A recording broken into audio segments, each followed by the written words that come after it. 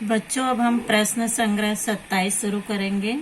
समीकरण है यह भी, यानी यहाँ पे समीकरण दिया गया है, लेकिन अंक की जगह पे हमें अक्षर का उपयोग करना है। अक्षर का उपयोग करके निम्नलिखित जानकारियाँ लिखो। किसी संख्या तथा 3 का योग। किसी संख्या यानी वह संख्या हमें नहीं दी गई है, तो किसी संख्या की जगह पे हम किसका उपयोग करेंगे? x का उपयोग करेंगे। तो किसी संख्या तथा 3 का योग यानी x धन 3। दूसरा प्रश्न है, किसी संख्या में से यानी घटाना। किसी संख्या की जगह पे माना वह संख्या x है, तो किसी संख्या में से x घटाने पर प्राप्त होने वाला शेष। तो यहाँ पर किसी संख्या की जगह पर हम क्या लिखेंगे? x लिखेंगे। और में से 11 घटाने पर यानी x ऋण 11। तीसरा है 15 और किसी संख्या का गुणनफल। 15 और किसी संख्या का गुणनफल यानी 15 को हम पहले लेंगे और किसी संख्या 15 गुणे x, या यहाँ पे हम 15x भी लिख सकते हैं। 15 और किसी संख्या का गुणनफल यानी 15 गुणे x। किसी संख्या की जगह पे हमें अक्षर का उपयोग करना है, वह संख्या है x, तो 15 गुणे x या 15x। किसी संख्या का चौगुना 24 है।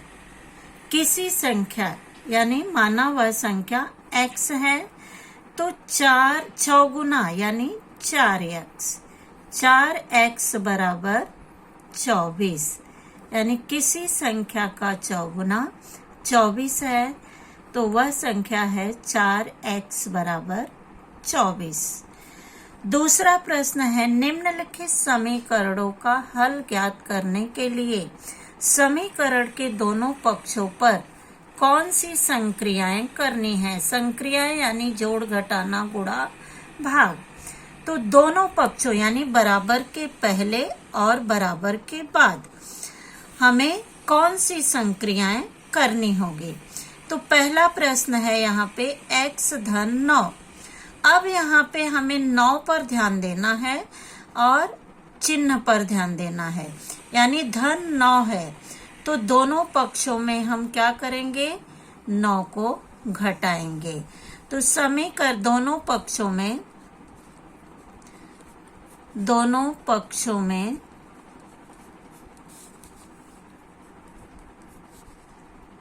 9 को घटाएंगे, यानी बराबर के पहले ऋण 9 होगा और बराबर के बाद 11 ऋण 9 होगा, यानी दोनों पक्षों में 9 को घटाएंगे। दूसरा प्रश्न है x ऋण 4 बराबर 9, यानी यहाँ पे ऋण 4 है, इस पर हमें ध्यान देना है, इसमें कोई परिवर्तन नहीं होगा। तो ऋण 4 है, यानी बराबर के पहले हमें धन 4 और बराबर के बाद 9 के बाद धन 4, यानी दोनों पक्षों में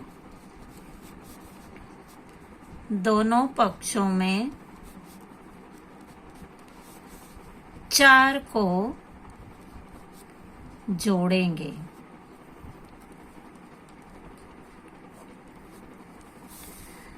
तीसरा है 8x बराबर 24, यानी यहाँ पे अब 8 का गुणा किया गया है x में, यानी 8 को हम दोनों पक्षों में भाग देंगे, यानी दोनों पक्षों में हम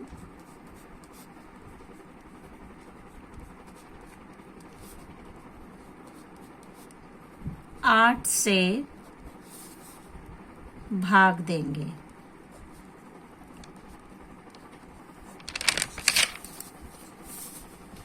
चौथा है x बटे 6 बराबर 3, यानी यहाँ पे भाग है तो दोनों पक्षों में गुणा होगा। किसका गुणा होगा? 6 का गुणा होगा। दोनों पक्षों में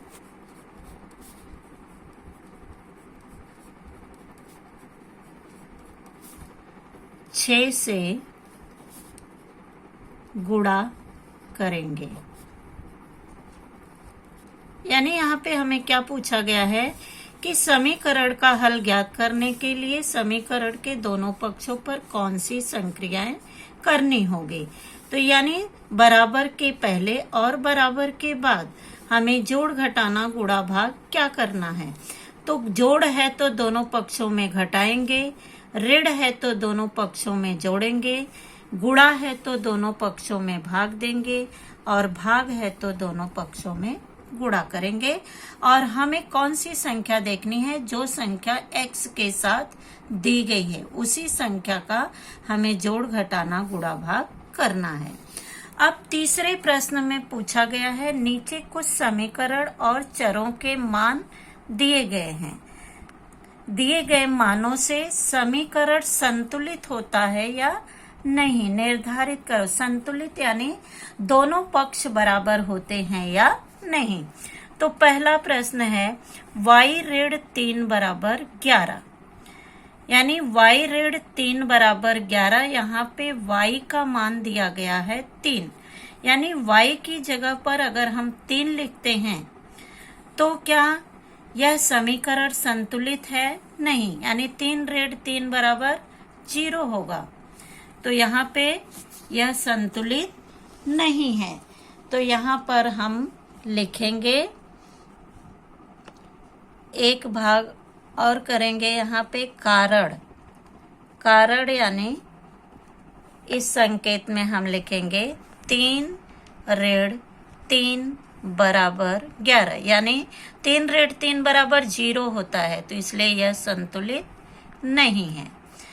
दूसरा प्रश्न है 17 बराबर n धन 7, यानी n का मान यहाँ पे 10 दिया गया है।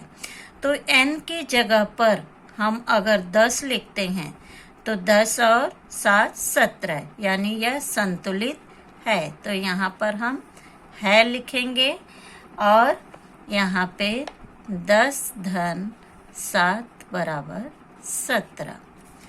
तीसरा है 30 बराबर 5x, यानी यहाँ पे x का मान 6 दिया गया है। तो 5 गुणे 6, x की जगह पर अगर हम 5x यानी 5 का गुणा x में करना है, तो 5 गुणे यानी x का मान यहाँ पे 6 हमें दिया गया है। तो 5 गुणे 6, 5 6 30, और यहाँ पे 30 हमें दिया गया है। तो यानी यह समीकरण संतुलित है। तो यहाँ पर हम लिखेंगे 30 बराबर 5 गुणे 6। चौथा प्रश्न है m बटे 2 बराबर 14, m बराबर 7 दिया गया है, यानी यहाँ पे m की जगह पर हम 7 लिखेंगे। तो 7 में 2 से भाग नहीं जाएगा और इसका मान यहाँ पे 14 दिया गया है, यानी यह समीकरण दिया गया है। तो यह संतुलित नहीं है। यहाँ पे लिखेंगे नहीं है, और 7 m की जगह पे हम 7 लिखेंगे। 7 बटे 2 बराबर 14, यानी यह संतुलित नहीं है, इसलिए इसको यहाँ पे हम कट करेंगे। जो चौथा प्रश्न है निम्नलिखित समीकरण हल करो। अब यहाँ पे समीकरण हमें हल करना है। तो y ऋण 5 बराबर 1, यानी यहाँ पे ऋण 5 है, तो हमें दोनों पक्षों में क्या करना है? y ऋण 5, ये ऐसे ही रहेगा, और यहाँ पे हमें दोनों पक्ष में धन 5 करना है। तो 1 धन 5 बराबर, यानी ये दोनों अगर कट गए तो यहाँ पर क्या हुआ? 6, यानी y बराबर 6 होगा। दूसरा है 8 बराबर t धन 5, यानी इसको हम सीधा भी कर सकते हैं। तो यहाँ पे t धन 5 बराबर 8 इस तरह से हम लिख सकते हैं। अब यहाँ पे धन 5 है तो दोनों पक्षों में 5 को हम घटाएंगे।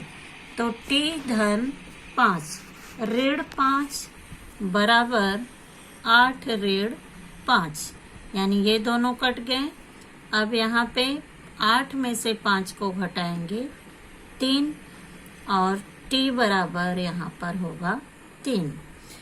तीसरा प्रश्न है 4x बराबर 52, यानी गुणा है तो दोनों पक्षों में हम भाग देंगे। तो 4x बटे 4 बराबर 52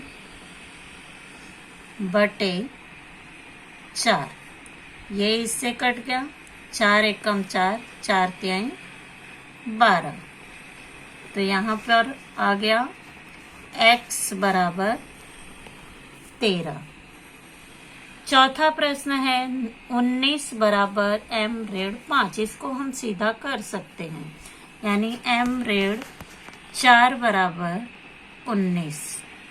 अब यहाँ पे ऋण 4 है तो दोनों पक्षों में हम 4 को जोड़ेंगे। तो यहाँ पे m ऋण 4 धन 4 बराबर 19 धन 4। अब ये ऋण 4 धन 4 कट गए, 19 में 4 को जोड़ेंगे तो m बराबर 19 20 3 23, m बराबर 19 4 23, यहाँ पर 23 होगा। p बटे 4 बराबर 19, जब भाग दिया है तो दोनों पक्षों में हम गुणा करेंगे। दूसरे प्रश्न में हमने यह ज्ञात किया कौन सी संक्रिया करनी है। भाग है तो गुणा, गुणा है तो भाग, जोड़ है तो घटाना, घटाना है तो जोड़। तो p बटे 4 बराबर 19 9 है, तो दोनों पक्षों में हम 4 से गुणा करेंगे। p बटे 4 गुणे 4 बराबर 9 गुणे 4, ये 4 कट गए। p बराबर 4 9 36। छठा प्रश्न है x धन 10 बराबर 5, यानी यहाँ पे धन 10 है।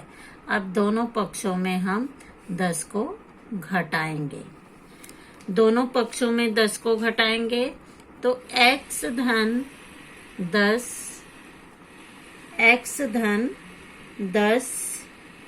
बराबर ऋण 10 बराबर 5 ऋण 10। अब यहाँ पे ये दोनों कट गए। अब ऋण संख्या बड़ी है, धन संख्या छोटी है, तो ऋण में से धन को घटाएंगे, लेकिन यहाँ पर आएगा ऋण 5। m ऋण 5 बराबर ऋण 12, यानी ऋण 5 है तो दोनों पक्षों में हम धन 5 को जोड़ेंगे, यानी m ऋण 5 धन 5 बराबर ऋण 12 धन 5। ऋण 5 धन 5 कट गए। अब ऋण 12 में से हम 5 को घटाएंगे, क्योंकि विपरीत चिन्ह है, इसको हम जोड़ नहीं सकते हैं। तो 12 में से 5 को घटाएंगे, ऋण संख्या बड़ी है, धन संख्या छोटी है, तो m बराबर 12 में से 5 निकल गए 7 ऋण 7। आठवां प्रश्न है p धन 4 बराबर ऋण 1। अब धन 4 है तो दोनों पक्षों में 4 को हम घटाएंगे। तो p धन 4 ऋण 4 बराबर ऋण 1 और ऋण 4, क्योंकि ये ऋण हमें 4 घटाना है दोनों पक्षों में। अब धन 4 ऋण 4 कट गए और यहाँ पे बचा p ऋण 4 और ऋण 1। अब यहाँ पे ऋण ऋण का योगफल होगा तो यहाँ पर हो जाएगा धन 5, यानी यहाँ पर होगा ऋण 1 और ऋण 4, यानी ऋण ऋण है, तो यहाँ पे दोनों पक्षों में से 4 को घटाने पर ऋण 5 होगा, यानी यह धन नहीं होगा, ऋण होगा। अब पांचवा प्रश्न दिया गया है, निम्नलिखित प्रश्नों में दी गई जानकारी के आधार पर समीकरण बनाओ और उन्हें हल करो। बच्चों यहाँ पे मैंने प्रश्न नहीं उतारा है, पर तुमको कॉपी में प्रश्न लिखना है, फिर यहाँ पे प्रश्न को हल करना है। तो पहला प्रश्न है, हरबा के पास भेड़ें थी, यानी कितनी भेड़ें थी वह नहीं दिया गया है।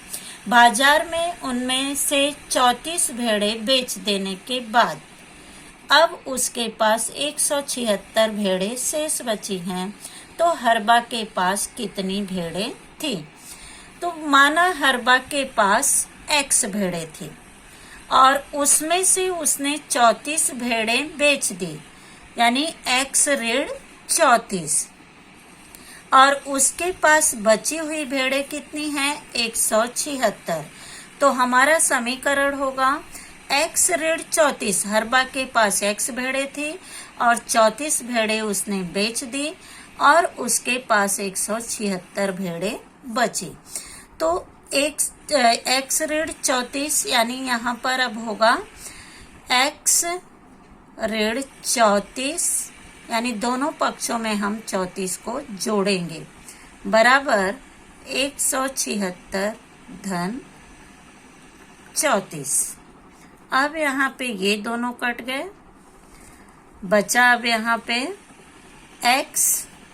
तो 176 में हम 34 को जोड़ेंगे, 6 4 10 को 0 और 7 3 10 1 11 और एक यहाँ पर हासिल 210, यानी 210 उसके पास शेष। हरबा के पास कितनी भेड़ें बची? यानी हरबा के पास 210 भेड़ें बची। यहाँ पे हरबा के पास 210 भेड़ें बची। अब दूसरा प्रश्न दिया गया है, साक्षी के घर पर आम के मुरब्बे बनाए और उन्हें कुछ बोतलों में भरा, यानी उसके पास कुल कितनी बोतलें थी? X बोतलें थी, और उसमें से 7 बोतलें मुरब्बे सहेलियों में उसने बांटने के बाद, यानी 7 बोतल उसने बांट दिए। तो क्या हुआ समीकरण? X ऋण 7। बांटने के बाद घर में 12 बोतल मुरब्बे शेष बचे, यानी 12 बोतल बचे, तो X ऋण 7 बराबर 12। तो यहाँ पर समीकरण हो गया पहले X ऋण 7, यानी धन 7 बराबर 12 धन 7, ऋण 7 7 कट गए, X बराबर 12 7 19। अब आगे पूछा है, तो उसने कुल कितनी बोतलें मुरब्बे बनाए थे? उसने कितनी बोतलें मुरब्बे बनाए थे? 19 बोतलें मुरब्बे बनाए थे। यदि एक बोतल मुरब्बे का वजन 250 ग्राम है, यानी एक बोतल मुरब्बे का वजन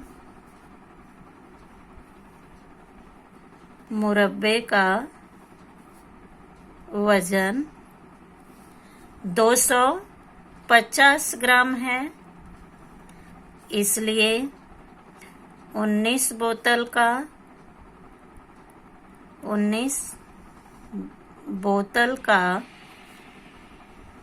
वजन बराबर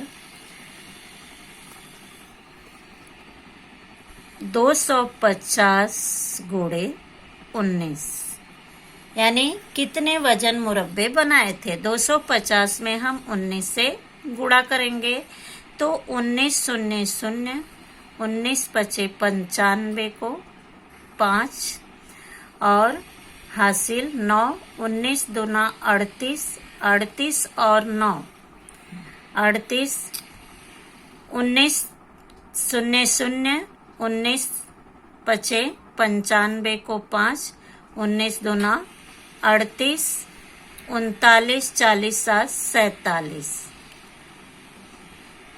47, यानी 4750 किलोग्राम वजन के उसने मुरब्बे बनाए थे। अब तीसरा प्रश्न है, अर्चना ने कुछ गेहूं बाजार से खरीदा। माना उसने x किलोग्राम गेहूं खरीदा। प्रत्येक महीने के लिए 12 किलोग्राम की दर से 3 महीनों के लिए गेहूं पिसाई के लिए निकाला।